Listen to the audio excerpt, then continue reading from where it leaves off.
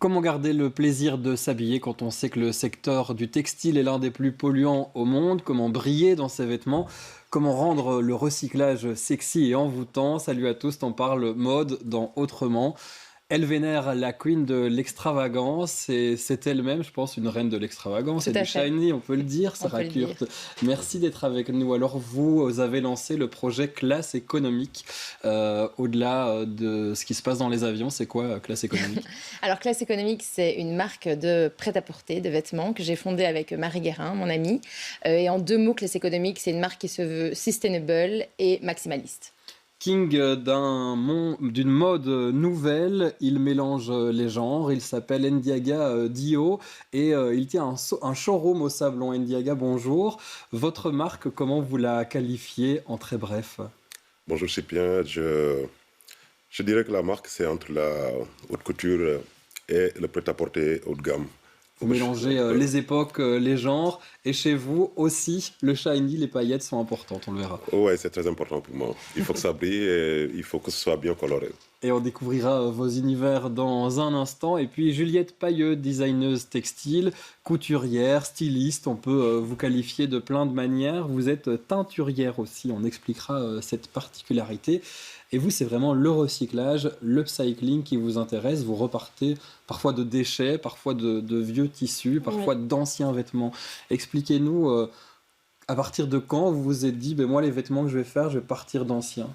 En fait, j'en vous parlais de la marque Simple, qui est une marque de vêtements et d'accessoires, souvent modulaire, qui est en fait partie d'une envie de revaloriser des matières recyclées, de seconde main, ou encore des fins de stock. C'est vrai que c'est dans l'air du temps. Oui. On voit ça partout. Vous n'êtes pas le seul atelier à Bruxelles. Il y en a de plus en plus. Vous avez un atelier à Saint-Gilles qui s'appelle Fichu, que vous partagez avec votre collaboratrice. Oui, Charlotte. Est-ce que quand vous avez quitté l'école, au moment où vous avez quitté l'école, on vous a dit c'est là-dessus qu'il faut aller? On n'a plus le Alors, choix. Entre pas du guillemets. tout. En fait, quand j'ai quitté les études, je travaillais plutôt sur l'élaboration de nouvelles matières, de biomatériaux. Et le confinement est arrivé. Et donc, je me suis retrouvée donc, à l'appartement où j'ai vraiment repris ma machine à coudre. Et je me suis fait des vêtements réversibles parce que c'était l'été, il faisait super chaud.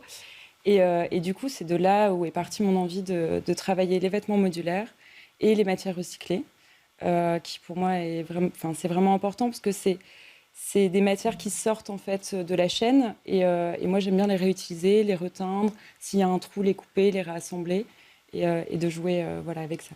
Alors, le concept de classe économique, la durabilité est aussi importante. Alors, on parle de durabilité, on parle de vêtements. Un mot quand même pour dire que le meilleur moyen d'être durable là-dedans, c'est de ne plus s'habiller. C'est important de s'habiller, en tout cas de ne plus acheter de nouveaux vêtements. Pensez d'ailleurs pour la SBL Vétir, une SBL bruxelloise qui lance le défi de ne plus acheter de nouveaux vêtements ou de valoriser justement l'upcycling, le recyclage. Vous revalorisez le recyclage dans le sens où vous essayez d'avoir des matériaux durables. C'est ça. Donc, en fait, nous, on va essentiellement se fournir auprès de fins de stock de créateurs. Donc, on va aller vers du vêtement, enfin du tissu qui va être de qualité, mais on ne va pas le produire spécialement pour Classe économique. Exactement. Et on ira. J'ai hâte de montrer les différentes pièces, mais avant ça, je vous propose d'aller visiter le showroom de Ndiaga Dio. Ndiaga, vous étiez à Molenbeek dans votre atelier, et puis aujourd'hui, showroom au Sablon, carrément, à la pointe de la mode, à la pointe du luxe. Vous qualifiez votre marque de luxe, comment vous la qualifiez Je ne sais pas si j'aurais cette prétention, mais en tout cas, je dirais plutôt habillé. Habillé. Donc, Vous allez nous le redire, découverte de certaines pièces et de vous dans votre propre univers. C'est parti. Ça, c'est une de mes dernières pièces que j'ai fait d'inspiration de quelques siècles en avant. Il y a cette partie-là qui est hyper moderne avec des coupes géométriques et ces manches bouffantes qu'on trouve à l'époque victorienne. Là, c'est des tailleurs, des ensembles. Des capes, ça c'est des capes que je travaille, c'est des modèles unisize en fait. Donc il n'y a pas de taille, tout le monde peut porter cette cape. Et je pense qu'elle est même unisexe pour qui ose. C'est très important, le modèle devrait être sans sexe, sans taille. Quand je peux, en tout cas, j'essaie de d'uniformiser un modèle pour qu'il n'y ait pas de genre et qu'il n'y a pas de souci de taille. Je serais triste si quelqu'un vient ici, aime une pièce et n'arrive pas à le porter. Pour ça, c'est dans le même esprit de Cap. Celle-là, je l'aime particulièrement parce qu'elle a quelque chose de très majestueux. Je l'appelle Ra, comme le soleil. Elle est royale, tu vois, le rouge, le doré, il n'y a pas plus royal que cette pièce-là. C'est très éclectique en fait. Mais comme vous pouvez le constater, j'aime bien les choses qui brillent et les choses flamboyantes. Si on a peur de s'habiller, on ne vient pas chez moi. Donc c'est très habillé, c'est pour des vêtements du soir, de sortie. Ça, c'est des pièces que j'adore aussi en fait. Canonissime. Ouais. Pour l'hiver, il faut oser shiner.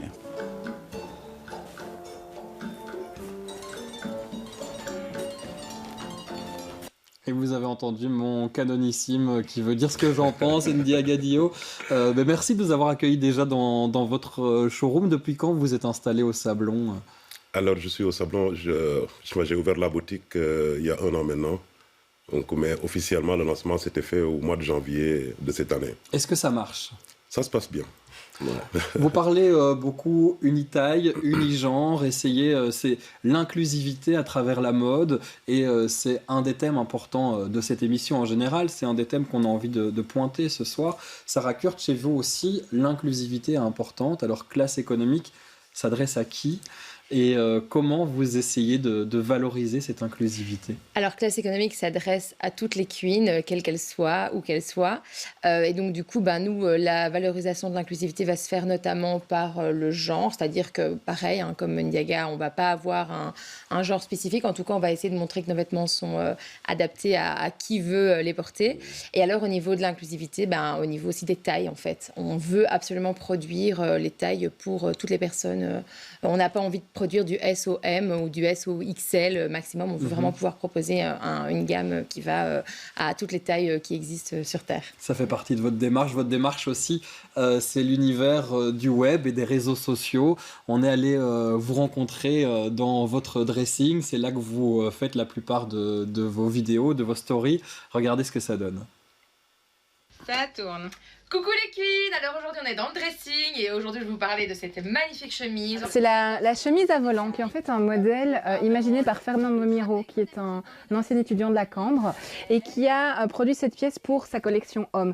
Donc à la base c'est une chemise classique pour homme, d'ailleurs lui il l'avait déclinée en blanc, qu'il a complètement revue et revisitée à l'aide de volants. C'est une chemise très technique parce qu'elle a pris 60 heures à notre couturière pour la reproduire. Elle est très belle, elle est très extravagante et nous lui avons demandé de la faire en orange pour que ça corresponde plutôt à notre thème couleur. Donc on est assez fiers de cette pièce par sa technicité et aussi parce que c'est un tissu qui est récupéré d'une grande maison de mode. Évidemment c'est en édition limitée et donc on est vraiment dans une circularité au niveau de la gestion du tissu.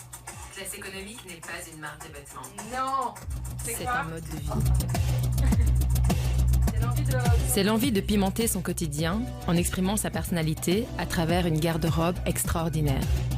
C'est un petit bout de rêve à portée de main. La dose de paillettes nécessaire pour qu'on ne se sente aussi brillant qu'un diamant. On n'achète pas une pièce classe économique. On fait serment d'allégeance à la reine de l'extravagance. On rejoint le royaume de la mode décomplexée et amusante. On ne se prend pas au sérieux. On joue, on découvre, on crée. Chaque vêtement est l'œuvre d'un créatif, disponible en quantité ultra limitée, entièrement confectionné à la main en Belgique, avec des tissus de récupération de grands créateurs. La rareté, l'exception, le luxe à la commande. Classe économique fait shiner les talents, les artisans qui ont de l'or plein les doigts. Tu ne crois pas qu'il est temps que le monde parle de toi ? Et le monde parle de vous maintenant depuis cette vidéo, Sarah Kurt. De plus en plus, on est hyper content quand on a des gens qui se disent ça c'est hyper classe économique, ça nous fait vraiment penser à l'univers classe économique, ça prouve qu'on a réussi en tout cas à développer un univers autour de nous. Donc, ouais. On va revenir vraiment, alors on a vu Marie Guérin qui est votre collaboratrice et amie, elle tient la marque avec vous, c'est vraiment une collaboration c'est un duo, c'est vous deux. Exactement. On va revenir sur comment vous fonctionnez. Donc le constat, peut-être, c'est que on a des super écoles à Bruxelles, on a des super talents qui sortent des écoles, qui nous proposent des projets de fin d'année toujours fous, extravagants, que ces dessins qu'on va voir à l'écran. Et puis finalement, c'est pas assez exploité, on peut pas l'utiliser dans le prêt-à-porter. C'était ça votre constat de base? Exactement. En fait, on se rend compte que les étudiants, on va les pousser dans la créativité tout au long de leur cursus. On a comme vous le disiez, on a des très très bonnes écoles en Belgique, et au final, ils vont produire des collections qui vont jamais aller plus loin que un défilé de fin d'études.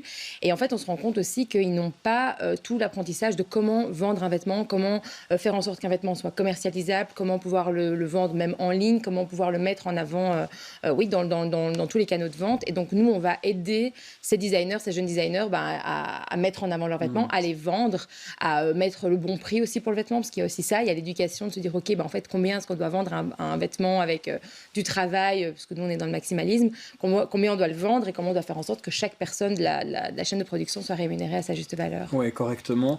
Avec cette idée de durabilité toujours, sans créer trop de production et sans faire partie de cette pollution que fait la fast fashion, en fait.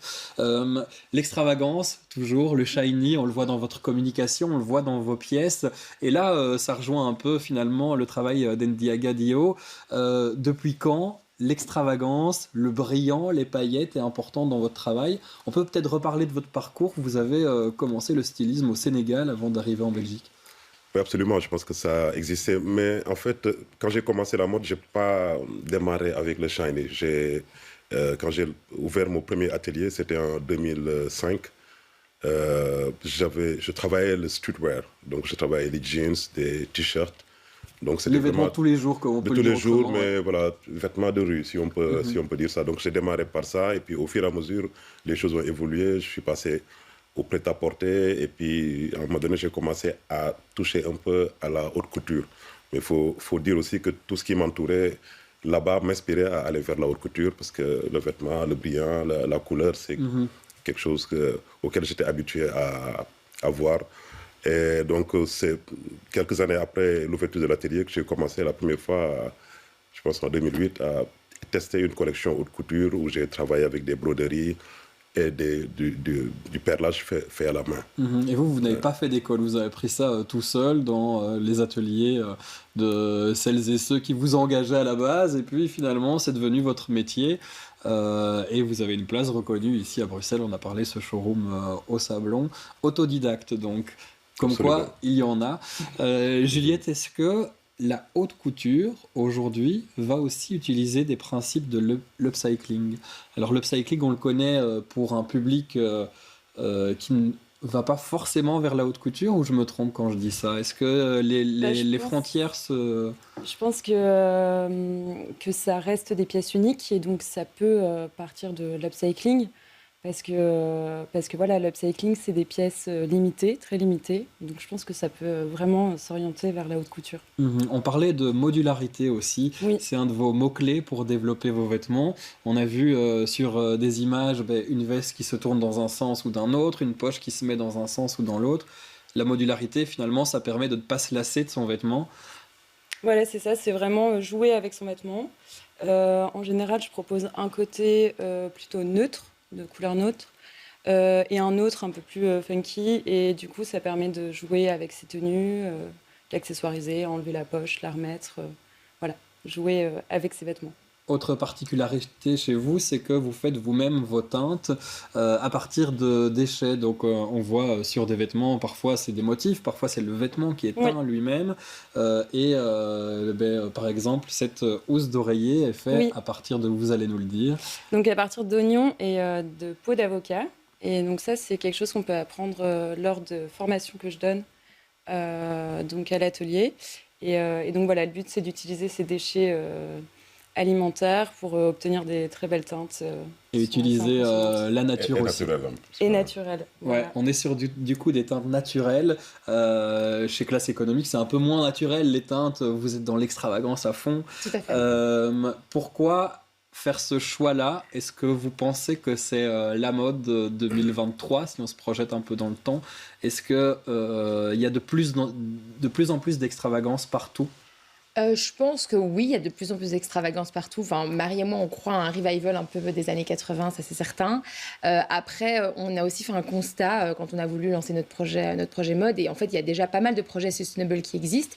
Et on se rendait compte que si Marie et moi, on avait envie d'acheter des vêtements sustainable, il n'y avait pas tellement de mode maximaliste sustainable. Ouais, Il y avait beaucoup de mode minimaliste sustainable, plein de basiques, etc. Et ça, c'est super. Mais du coup, dans ce créneau-là, nous, on ne s'y retrouvait pas tellement.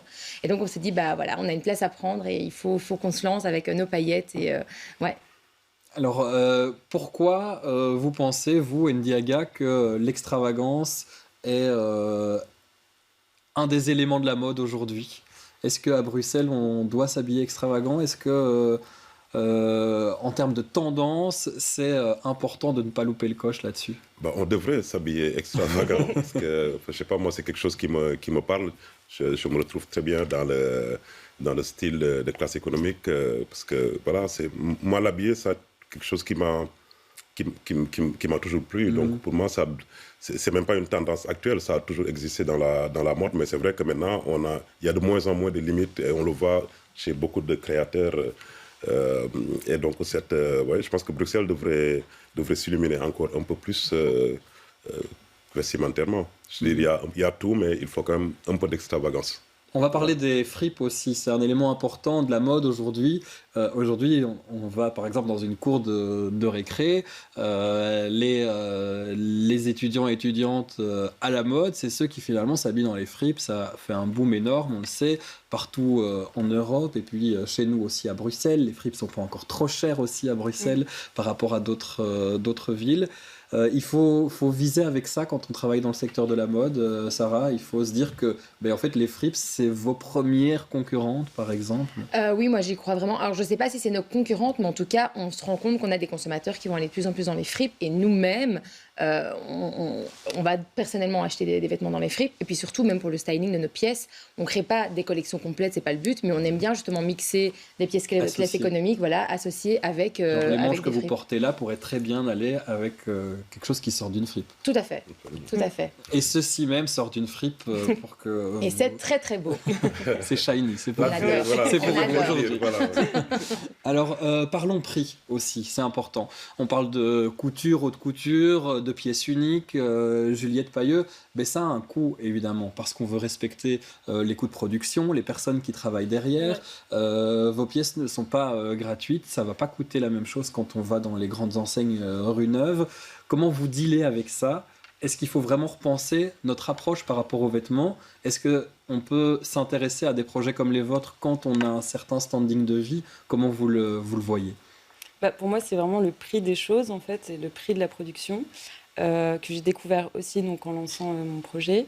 Je travaille avec une ETA bruxelloise, donc une entreprise de travail adapté, et je me suis vraiment basée sur le coût de la production pour développer... Donc une entreprise de travail adapté, ça permet à des personnes qui vivent avec un handicap de travailler, et donc vous arrivez avec vos modèles, et puis il y a la couture qui est faite là-bas par exemple, ou d'autres éléments. Vous, de votre côté, Sarah Kurt, comment vous voyez ça, le prix de vos pièces? Est-ce que c'est un frein? Est-ce qu'il faut juste repenser son portefeuille, repartager un peu ce qu'on met dans la fast fashion? Tout à fait. Alors, effectivement, je pense que pour l'instant, c'est un frein. Ce serait fou de dire l'inverse. Mais je rejoins complètement Juliette. C'est vraiment, en fait, on doit rééduquer notre consommateur, rééduquer les gens en général sur le vrai prix des choses.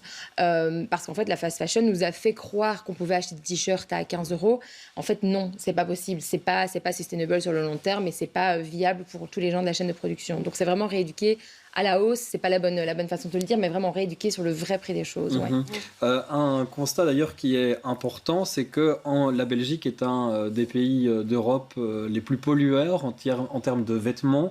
Qu'un Belge en moyenne jette près de 15 kilos de vêtements par an, c'est énorme, et c'est des vêtements qu'on pourrait réutiliser dans autre chose. Ça se fait d'ailleurs, ça c'est en train de changer. Ça, c'est tous les constats de l'ASBL Vêtir dont je vous parlais en début d'émission. Allez voir ce qu'ils font, c'est vraiment important, et ils mettent en avant plein de projets comme le vôtre, Juliette, de upcycling, de recyclage quand on n'utilise pas de nouvelles matières. C'est ça qui pointe.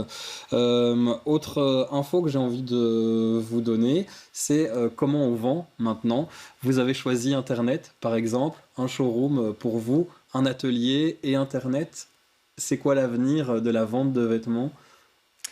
Je commence Moi, avec vous, oui, ça. oui. Alors pour nous, en tout cas pour Marie et pour moi, on pense que l'avenir de la vente, de façon générale, du retail, c'est Internet. Je pense que le retail, comme il existe pour l'instant, va commencer à péricliter parce que voilà, il y a trop de magasins, il y a trop de boutiques. On va plutôt aller vers des magasins concept. Donc je préfère le principe d'un showroom, d'un atelier où il va se passer autre chose que simplement de la vente. Donc oui, je dirais Internet, moins de magasins physiques, plus de magasins en ligne. Parce que ça vous permet de faire moins de pièces. Vous aussi, Ouais. en fait, votre showroom vous oblige à avoir certaines pièces en certaines tailles. Oui, je veux juste rajouter quelque chose. Internet, de toute façon, c'est quasi Incontournable. incontournable. Ouais. Donc, même si on a un showroom, on est, voilà, que ce soit la promotion, mais même là, il y a des ventes qui se font aussi via Internet. De mon côté, le showroom était nécessaire parce que comme je fais du travail, beaucoup de sur-mesure et donc il y a un travail de conseil et tout ça. Donc, Et qu'il faut attirer voilà. une certaine clientèle aussi pour ce genre de vêtements. Voilà, Et que- exactement. Ouais. Donc, c'était important parce que je fais du sur-mesure. Donc, les gens viennent aussi pour avoir, pour que je puisse proposer des idées. Et donc, pour ça, il faut vraiment le contact physique pour pouvoir discuter, des choses comme ça. Mais l'avenir est Internet et pour le moment, aussi physique pour moi. Mais c'est incontournable, Internet. Ça, c'est, Internet, vous travaillez avec les deux. Il y a cet atelier où vous proposez aussi, comme Sarah le disait, des ateliers. On va pouvoir apprendre, faire de la teinte, par exemple. Ouais. Et puis, quand même, Internet, Oui, alors Internet, moi, ça me sert surtout pour les précommandes, pour limiter mon stock. c'est ça. Et du coup, voilà, le site est ouvert pour précommander en ligne. Et comme ça, après, je m'arrange avec mon atelier de confection pour lancer et limiter vraiment tout le stock possible. Voilà, et l'atelier Fichu, ça se trouve sur la place Bethléem à Saint-Gilles. On arrive à la fin de cette émission. Ndiaga Dio, est-ce qu'on a encore la chance de vous voir, de voir vos pièces défiler? Ça a été le cas il y a 3 semaines. C'est comme ça qu'on vous a repéré à la gare maritime, un défilé organisé. Défilé en grande pompe, hyper inclusif aussi. Il y avait une femme enceinte qui Absolument. défilait avec vos pièces. Il y avait des personnes non binaires. On revient sur cette importance de l'inclusivité. Pour moi, c'est quelque chose de tout à fait naturel. Ça devrait être quelque chose de normal. On ne devrait même pas être là à se battre pour inclure les gens. Pour moi, c'est quelque chose qui devrait se faire de manière spontanée. Et c'est comme ça que je vis, c'est comme ça que je vois la vie. Et je rencontre, je fréquente des gens qui viennent d'univers différents, qui ont leur genre, qui ont leur façon de vivre ou de voir la vie. Mais voilà, c'est triste qu'on Et doit, qui ont qu'on doit tous encore... envie de s'habiller parfois. Voilà, ouais, c'est ça, exactement. Donc c'est triste qu'on doit être encore engagé pour ce genre de choses. Ça devrait- Un défilé classe économique, on peut s'y attendre. Comment se tenir au courant de vos actualités? C'est Alors, sur, se tenir les- au courant de nos actualités, c'est sur Instagram, sur classe économique, classe.économique, ou bien sur notre site internet, pareil, classeéconomique.com. On peut retrouver les différentes pièces que vous proposez aussi. Mais vous faites vivre votre Instagram, les stories, on a vu tout à l'heure, Tout à fait. vous partagez quoi. C'est un univers au-delà de si on ne sait pas s'acheter une pièce, ça vaut quand même la peine d'aller voir les tendances, d'aller essayer de repérer. Voir les tendances et puis voir un peu aussi le behind the scene, comment est-ce que ça se passe dans la production, etc. Vous pouvez tout suivre sur nos réseaux sociaux, ça c'est certain. Des réseaux sociaux, vous aussi, vous êtes sur les réseaux sociaux, lundi internet. Ndiaga Dio, si on tape ça, on vous repère. Voilà, Ndiaga Dio styliste sur Instagram, Ndiaga Dio sur Facebook, et puis il y a le site web aussi, c'est ndiagadio.com. Et pour vous rendre visite, c'est au Sablon. C'est au Sablon, 27 rue Le Beau. Voilà, comme ça vous avez l'adresse exacte. Fichu, c'est votre atelier. Oui. Votre projet perso, c'est simple. Avec les différentes pièces qu'on a pu découvrir dans cette émission, la veste, l'été d'oreiller, la capuche aussi, et tout ce qui est modulaire, vos teintures aussi pour participer à un atelier de teinture, on vous contacte sur Instagram? Sur Instagram et sur mon site web juliettepayeux.com. Et sur Instagram, il y a vraiment la vie de l'atelier. Et voilà, on découvre la teinture, la couture, une semaine d'entrepreneur à l'atelier. C'est le moment de vous quitter. La question piège, c'est quoi la mode de demain? À quoi on doit s'attendre? Quelles sont les tendances, les couleurs? Qu'est-ce qui va habiller nos rues, nos cours de récré et nos rues commerçantes? Chez Classe Économique, on pense que la mode de demain elle sera colorée et sustainable. Pour vous, Sustainable for sure. Et puis, bien sûr, pour moi, brillant et coloré. brillant, les paillettes. Julie? Alors moi, ce serait simple et sustainable. Allez, le simple aussi, c'est vrai, on a parlé beaucoup d'extravagance, mais parfois le simple, ça fait du bien aussi de s'habiller simplement. Merci à tous les trois d'avoir été nos invités. Je vous retrouve très bientôt pour un nouveau numéro d'Autrement.